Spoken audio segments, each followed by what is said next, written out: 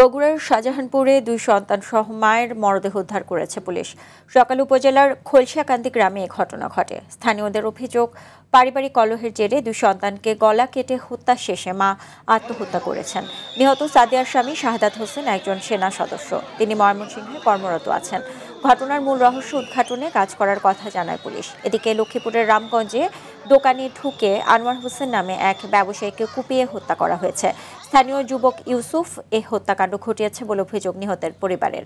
সকালে উপজেলার নাগমুদ বাজারে এ হত্যাকাণ্ড হয়। এছাড়া নড়াইলের নড়াগাতিতে দুই পক্ষের সংঘর্ষে ইমদাদ শেখ নামে এক ব্যক্তি নিহত হয়েছেন। এই ঘটনায় আরও ৫ জন আহত হন। ঠাকুরগাঁওয়ের পীরগঞ্জে চলন্ত ট্রেনে আলামিন নামের এক পপকর্ন বিক্রেতাকে গলা কেটে হত্যা করা হয়েছে। সোমবার রাতে এই ঘটনা ঘটে।